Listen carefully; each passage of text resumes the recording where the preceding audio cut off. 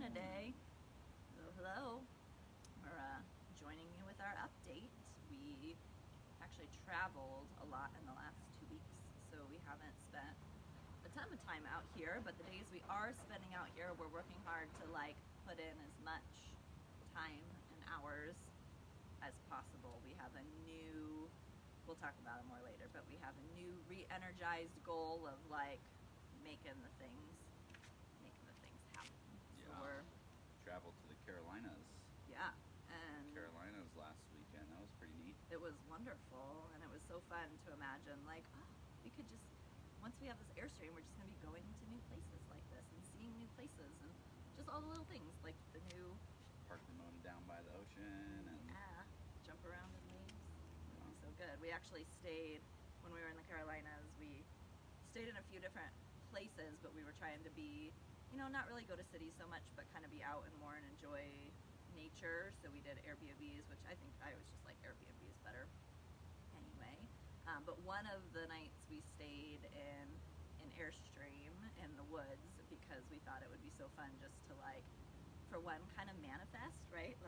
Manifesting is imagining, creating, practicing the feelings and the experience of the life you want to live so that you make it happen, right? So we thought it would be fun to kind of manifest our life a little bit. So we got an Airbnb. It was really cool. This really cool guy in the back of his property, and just all surrounded in so many different kinds of trees and big oak trees with the moss hanging down and just all the sounds of all the bugs and the nature. It was just so cool to be out there and sleep in it. And all the feels. What feels? The feels of humidity. That's a thing. It's fine. I kind of liked it. Made my hair look good. Yeah. And, we did learn how we do not want to design our Airstream. yeah, it was really actually cool to stay in his Airstream though, because his was it 2019? Yeah, 2019. It was a new and one. I think it was a couple feet shorter than Ramona. But Yeah. also just the layout, the floor plan. There was hardly any space in that thing. The way they built this thing, it was really interesting. Yeah, it was just really cool though to see to stay in one. I had never set foot in an Airstream until this one and until ours, and this is the only one. I've seen them, I've always wanted them, but I've liked them from seeing them from the outside, and this Airstream is the only, until last week in Carolina, the only Airstream I've actually ever been inside of. So it was just really cool to see a different one, a newer one and a different style and the way that they did things. And we were probably a pretty comical Airstream people because we're just walking around checking out all the things. Tom's checking out all the latches and the screws, and look at the way they connected this to this, and look at the way that we did this, and we were kind of geeking out on checking out. Speaking of all the things. some of the latches, I don't know if it's necessarily The sun is so bright, I It is can't hot. even see. The latches, there's these Keep talking, I'm in my sunglasses. Yeah. I'm literally Grab mine up there, squinty. Yeah. the You tell them that last. the cabinets. You open up the cabinet and there's a spring-loaded mechanism in there, Oh, right, my to thumb hold it still up. hurts. I slammed my thumb so And hard. holy cow! Everything had so much If force. you're not aware of how fast that thing opens up, you're gonna get aware pretty quick, because the moment you get that to a certain point, that spring action kicks in and it shoots up. And if your face is in the way, that's not gonna be a good morning. But yeah, that, and then there was the shower, had this interesting pull out shower door kind of thing that retracted and rolled up, but you pull it out and then it connects over here. But if you let go of that thing, it's shoo, it just goes flying in, crazy. I don't know what they were thinking. I guess, it's all brand new, but still, all the retracting things in there were crazy aggressive. All of them. All of them. She almost chopped her finger off. I did. It literally still hurts, and it's been a week and a half. I don't. It was one of the cabinets, something, but So we're not gonna get those. we're not gonna do that. No, we're not gonna do that. We did we haven't decided. We haven't talked about it further than at the moment though. But they had a skylight. I was really into the skylight. I thought was pretty cool. It's But pretty neat. They let in a lot of light. But anyway, it was just cool to see one totally factory and new, and ours was factory, but from 1974. So just seeing you know, the thing with Airstream is that I feel like their design is very well thought out and intentional. Granted, we didn't like the layout that we just talked about, but just so many little things that like, oh, it's cool how they thought to do that like this, or how they thought to put this thing here, or this part, whatever. So it was just kind of cool to see and be inspired by that. I think we've even got a couple of ideas of things to do, and probably more so things not to do, but nonetheless, it was good conversation. Yeah. Speaking of sunglasses, my sunglasses nearly saved my life yesterday. Maybe not my life, although I could have maybe bled out, but definitely saved my head, my hair. Oh yeah, that's way nicer. As you can see, this hole here, right? While I was reinforcing this C-channel, like hooking it back up to the frame so this isn't sagging and it's staying up there.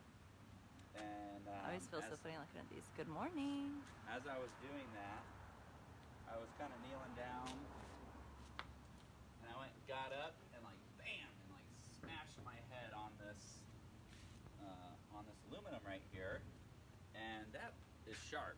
And I didn't have a hat on or nothing, but I had my glasses up on top of my head.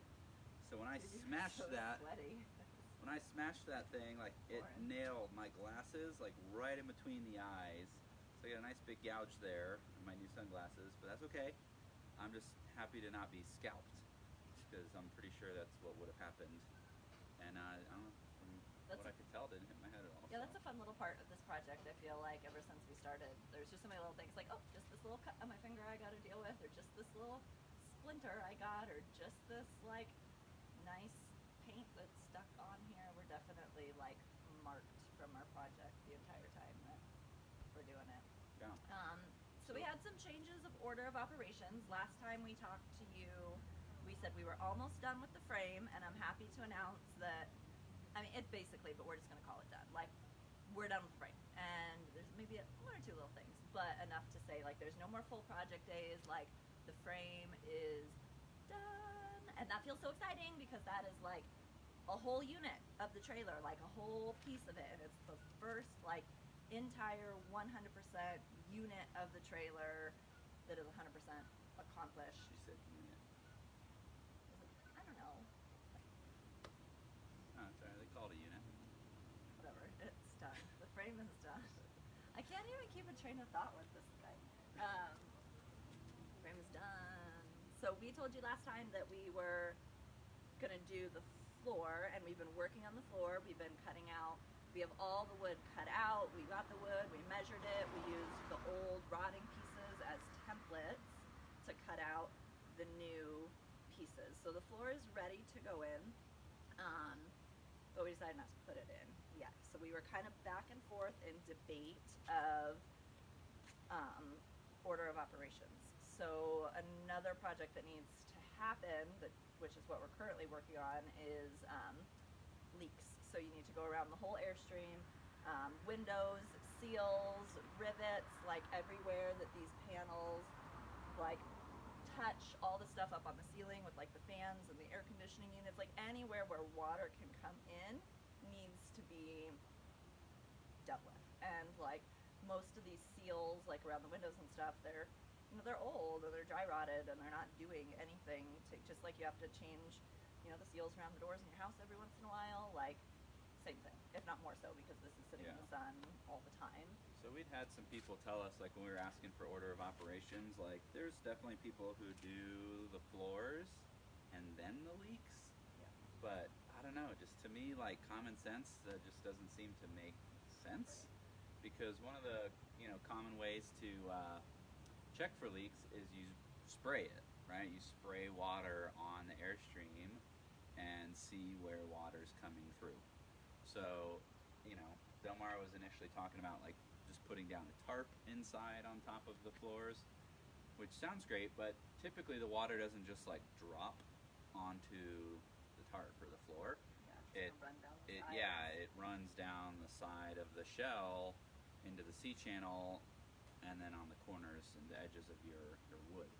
So it just doesn't make me comfortable, and we were so afraid of having this beautiful beautiful, like brand new floor that we just finished, and then it leaking on the floor and ruining the floor, and then having like mold and damaged floor before we even started. But the benefit of putting the floor in, which I don't know why we didn't think of this solution earlier, but we were saying we needed the floor in because we need to have a floor in order to walk around to like work on the inside. Like it's very challenging to be getting around in there, like just on the frame, right? And if you watched before, I was like joking about how we have to like walk around like doing these crazy walks or balancing. I feel like every time thing takes 6 times as long just to get from one side of the trailer to the other when there's not a floor. So we were saying we should put the floor in, that way we can just like be able to work in there. So kind of like super last minute decision, like the floor is cut, the floor is ready, the floor is what we've been working on, and then we decided let's not do the floor. So instead we can show you, maybe there's like some shade in here. It is hot. Roll it up. Humid this morning.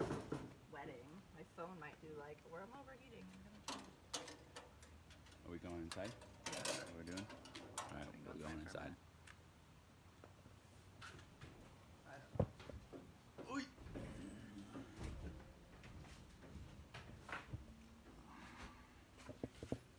Right, we're inside. Do I have to hold my coffee? I guess I do. I miss our steps. Getting in and out of the trailer without the steps. So we just put the old floor in here, and now we can walk around. Yeah, just laid some of the old pieces on top, so we can walk around and So now we can check sit for leaks. and walk. Oh yeah, that shade feels so much better. It's Yeah. so hot. I also want to get these jacks. I think it's called an auxiliary jack, and it's basically a big long pole. And I don't know, just especially now that we're not doing the floors right now, the shell is that that much less supported. Right. So that was another reason of why we wanted to put in the floor, because the floor is structurally like what's holding this whole thing together, and the floor and the frame and the shell like bolt together, but that's not happening right now. So we just kind of have it like rigged to be held together, which like makes us, particularly Tom, like super nervous. So that was the reason that we wanted to like hustle to get the floor in. So we've really been a lot of like pros and cons and back and forth, and what is the proper order to do this. Well, that was why I reinforced that side piece yesterday, because I had pulled it off because I tried fitting one of the new pieces of floor in here just to see what it would look like, which by the way will be a photo on our Instagram of that, but it looks pretty good. You put the new wheel wells in there, new wood. Tom really likes that wood. It's so beautiful. You can see the grain. Like Oh man, just cutting all the wood, hanging out in that wood, that plywood. I don't know if it's fresh or what, but it smells so good. Tom, like, it really does. If you send him to Home Depot, he'll be gone for so long. I swear, he just like walks up and down the lumber aisle and sniffs it, and that's like his aromatherapy time. It's just to go around the wood. I haven't tried it. Highly recommend it. It's like, y'all are crazy, I need something at Home Depot, and then he just walks around and gets his aromatherapy session in, smelling the wood. Yeah, so anyway, what I was saying though is I undid that side of where I had it kind of fastened together to hold the shell up, that piece of wood, and see how it would look. So then yesterday, I was over there just kind of checking it out, and that side of the shell, like, here's your outrigger, and the C-channel is supposed to sit on top, and the C-channel is probably about a good 1/4 inch below it, meaning that the shell is like sagging in that spot, and that freaks me out because, I mean, 1/4 inch doesn't sound like much, but it's sagging, right? So is that going to give out and collapse? That would be a bad, or even just like Airstream slowly situation. bending. Bending the metal, warping it, whatever. So So anyway, jacks. so we're gonna get those jacks. They're auxiliary jacks, and that's another reason for putting this wood in here is, and we need a surface higher than the driveway to set that on, and then we'll put basically like a 2x4 or 4x4 or something up top there, and then that jack will kind of just help support the shell. And then it'll be good too, because then we can kind of crank the jacks up a little bit and lift it up a little higher, and that'll give us a little bit of wiggle room in the shell to be able to put the new floors in a little easier once we get there. But in the meantime, it'll give us a little extra support, and it'll give me a little bit of peace of mind. So. Which is important. So in the meantime, we've started on windows. So there's a lot of steps to the windows. Do you want to get one? Yeah. There's a lot of steps. So the first thing that we did is get the actual glass out and glass, so that as we're working, like, we're not going to break the glass. Okay, so that was pretty easy. We just had to go around with, like, I don't know the names of tools, but basically unbolt the little levers that open and close the windows and get those out. And then the window kind of like came, I probably should have saved one attached to show you, but then the window kind of came up and just popped out. I did take a video of it, so I'll put it on our Instagram stories if you guys want to watch. But we got all the windows out. Yep. And then once they're, and there's how many? Windows? Yeah. I think we got like 18 windows or something. Right. So yeah, eight big ones that, you know, open and close, I think. And then, but then there's a lot of these smaller ones that don't open and close that we need to get out too. So yeah, 18-ish or something. So once they're out, then what I was working on, which is a lot of fun. Tom helped me at the end of the night. We sat down in the grass like all late at night, past 2 when it was too dark to do anything else. And all of these windows, you can't see it now because I already took it off, but they have like a weather, what's it called? Just like a weather strip? Kind of like weather strip. I mean, you kind of see it in there, right? The black. Yeah, so they have a big weather strip around all of them that's been dry rotted and glued on and stuck on there for 50 years. So that's fun. Like, it sounds really cute just to say, oh yeah, you just take that off. No. It's like at least probably 45 minutes per window. And after we were going for a little bit, we got some tricks that make them maybe come out a little bit better. But you're sitting there with all these tools just like picking and prying and digging at it, and it's flaking away and chunking away and trying to like scrape it off and get that off. And I thought that's like, it's such a simple project, but that's such a good example of like what working on this Airstream is like. Like, there's so many things that like don't seem like a big deal, like, oh, take off the weather strip, okay, couple words, no big deal, like that sounds easy. But some of these things are just like not fun, right? Like tedious and time consuming.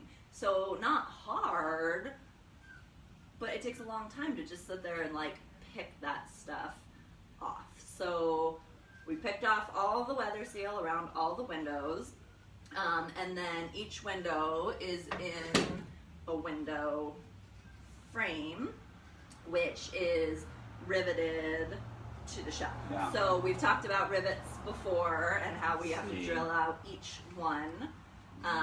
So every individual rivet, Tom's counting them for you, you got to go around and drill out. So poking out the rivets, drilling them out, and then picking that, pulling that piece off.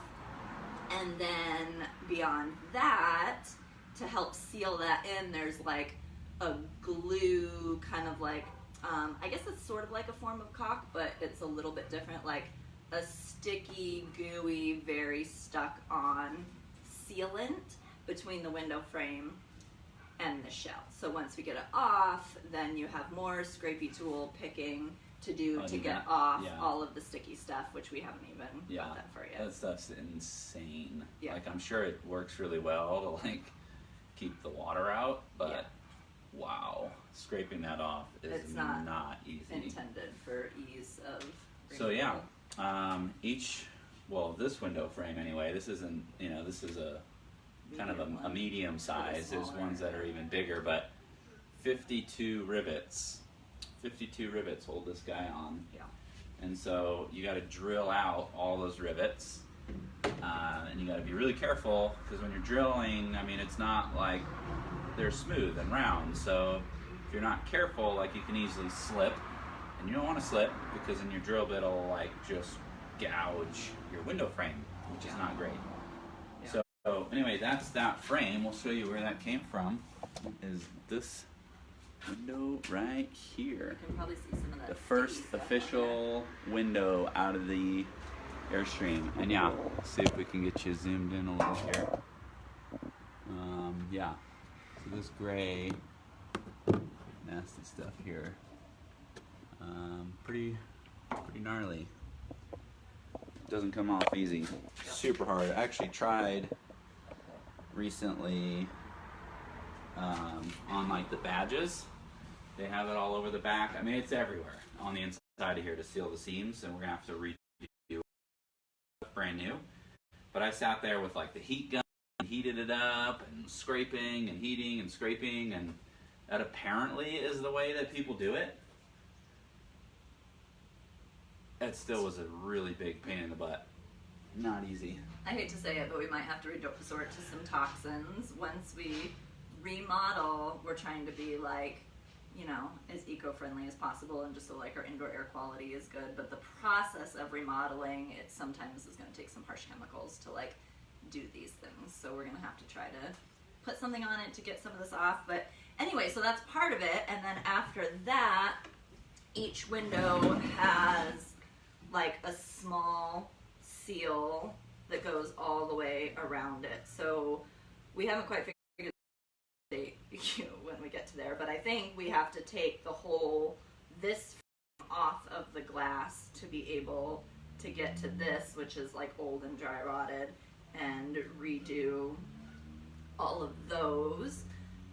Then obviously get the frame back in there, recock it with new sticky nasty stuff, and re-rivet it in. And then some of the windows, I don't know if Tom, you can get the camera to show them, but there's a couple of the windows, like these little top ones, that I don't even seal it. I don't know if it's like a something that they had on the window, but it's all like cracked and in there between the two See that, hopefully. panes. So that's a mess.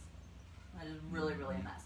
So we have to get those out and open up the two different windows to be able to clean on the inside.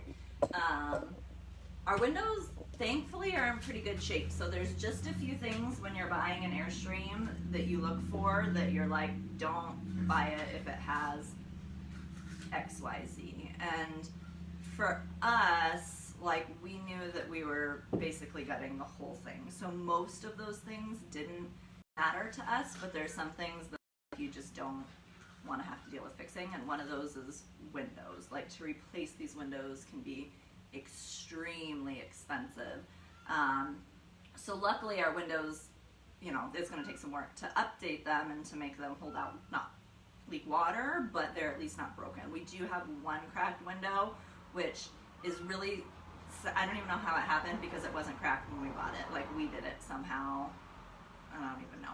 But thankfully, like literally of all the windows, there's so many windows, and the best possible window to break is the one that broke. It's our front window, and it is literally the only window in the entire Airstream that is just like a rectangular piece of glass. Like, it's not rounded, it's not curved, it doesn't need like special sizing or shaping. It's just a square window. So I think that's going to be fairly easy and simple to get replaced without costing like all kinds of dollars. But anyway, we're on windows, so that's probably where we'll be for some hours of projects. And then beyond windows, all of the cracks in the sealant and checking those in, and doing the stuff up top, all the new fans and whatever else we're gonna put up there, so that that's all sealed off. And this whole side of the Airstream, that we decided to change that whole panel, we're gonna have to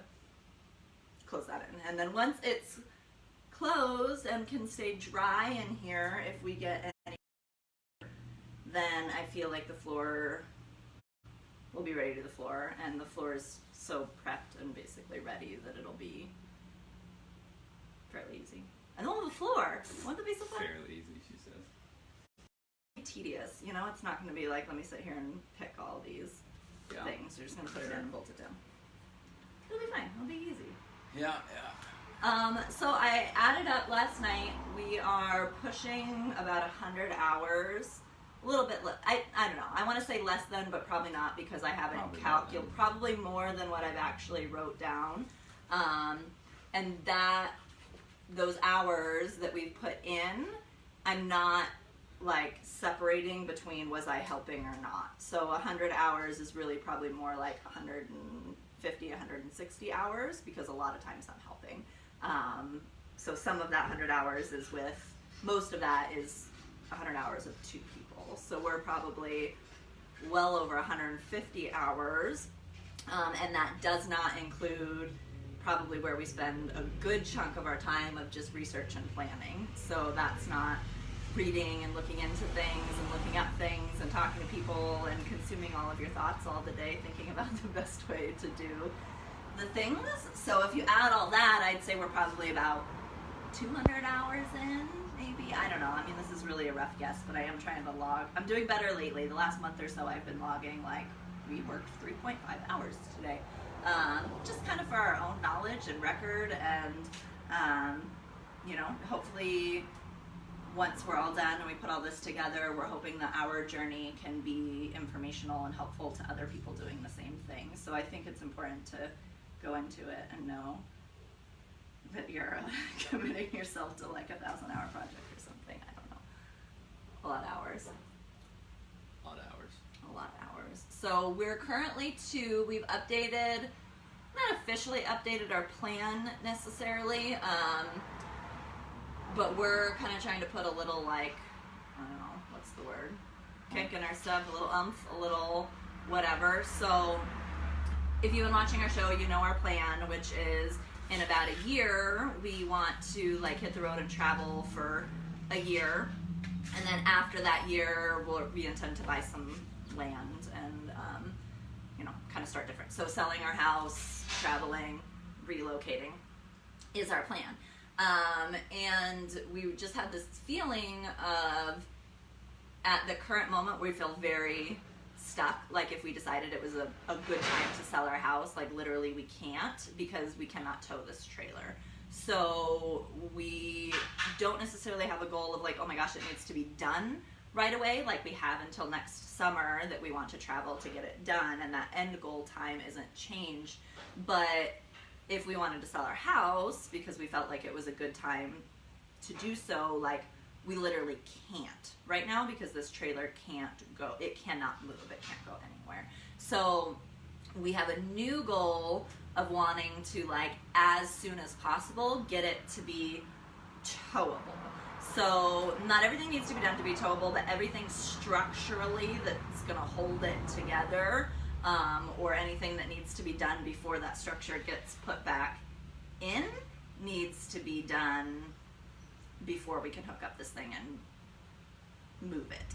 So whether or not we decide to like move or sell our house any earlier than the plan is, we don't like feeling stuck and unable to do so. So we are just trying to get that all done like ASAP. So our goal is within the next 2 months to make it towable. So towable will include, you want to help me run through the list, Tom? What all we got to do to be towable? I just thought we were like throwing walls on, but and then she went through the list the other night and I was like, oh my gosh. This is such a solid difference between me and Tom. Tom's like, oh yeah, we'll just, you know, put the floor in there and put the walls back up, and yeah, we could do that by October. Let's do that by October. And then I'm like, okay, so that means this and this and this and this and this and this and this, and then my poor husband freaked out. Yeah, well, so, you know, in order to put the walls on, you got to put insulation in. Well, before that we need a floor, and before that we need the leaks, right? So the window, the leaks, the floor. Leaks, and I mean leaks sounds right, one word, leaks. All this gray goop, tightening all the rivets, redoing all the windows. Well, the windows all the things alone, on the ceiling, the air conditioner, the fans. I mean, the windows alone, it's estimated 3 to 4 hours per window once you get it going and you know what you're doing. And the first few ones before that are going to be longer. So the whole process of getting it out, updating it, like, I mean, 4 hours for each window, and there's a lot of windows. So like that alone is a lot. But yeah, leaks, windows. Yep, leaks, windows. Once that's done, then what? Floor, and then floor is in. Then we can do before we can do insulation and the walls. We got to do the electrical because the electrical is behind the walls. So yeah, we got to do the electrical, and then. Electrical, then the insulation. In order to do the electrical, we need to know where we're going to put all the new things, so we know what outlets we need where. So we got to kind of map That's all that out. A little drawing in the journal. Yeah. No big deal. Yeah. And then the insulation, and then the walls. But the walls need to be. I guess we don't paint them yet, right? Do you paint them before you put them in or after? I don't know. I was wondering that. I've seen people where they do it after. Yeah. Like they have them all in, and then they kind of mask everything off, and just use a spray gun and paint them all. We'll have to look into that because I don't know. To me, that just seems tricky, especially with all these windows, like masking all of this stuff off. But I guess Seems you would also have crazy. to decide though if you want rivets, because if you want your rivets painted, then you would paint them after. If you paint it before, then you're going to have silver rivets everywhere. You're not going to go back and paint the rivets over. That would look weird. You'd see the brush strokes and stuff. Plus, if you painted them before you bring them in, then as you're installing, you've got the potential to scrape and scratch. Well, that's good. So then if we don't have to paint them, or that doesn't have to be done before we go. So anyway, getting the walls in. Probably better that way. So wires, insulation, walls, and then we're still in debate. And if anybody, we have a mix of audience. We have people that are just watching our journaling, and then we have people that maybe are like into doing Airstreams, and you know more about what you're talking about. And you probably laugh at how we don't know what we're talking about. We would love your advice. Hold on, loud truck driving by. Whether or not we need to do the belly pan before we go, because if we don't do the belly pan, then the bottom of this floor is exposed. And Tom's like, it's fine as long as we don't go any over water. But like, if we're traveling far, like, I mean, it might rain. Like, you might run over a puddle. Like, so until the belly pan is done, the bottom of the floor is exposed. So if we need to do the belly pan, then that means we also need to have in all of our tanks, our gray water and fresh water tanks, and the belly pan reinstalled. So anyway, that's a lot of projects, and we would like to get them done in the next 2 months. So we're gonna hustle. So my hope for the entertainment of this show is that there will be a lot more to report to you each 2-week update, because yeah, we've just had a lot of talks of like, what does that look like long weekend days, like late night days, like quick dinners in the crock pot, or picking up Chipotle or something and not taking time to go in and make big meals, and you know, more kids running free instead of like playing, having a bunch of like evening family time for just a couple months, like a couple months of sacrifice of like, we're gonna work super hard, we're going to put in all of our time and all of our effort, and we're going to get this done. And the other thing with that we're hoping to do is we've, you know, been intending to do it all ourselves, but with a goal like that, we're feeling like we need help. So I wouldn't ever necessarily like expect anybody just to like think this is a fun thing to do that they want to do with their Saturday afternoon and like ask for help, but we're ready to the point of like maybe hiring help, like we were looking into like day labor-y type situations, or people that just need a little bit of extra have time and could use a little extra funds and could use a little bit of wanting to be a part of working on our fun project, and like might be a cool experience maybe. I don't know. Looking for people that I can pay some funds and feed you and hand you beer and want to scrape window chunk funk with us and like do fun things. So anyway, all that to say, we're hustling for the next 2 months, and then we'll just kind of see how it goes from there, and then we may decide to sell our house and relocate earlier than intended, just if it makes sense financially to do so for our house.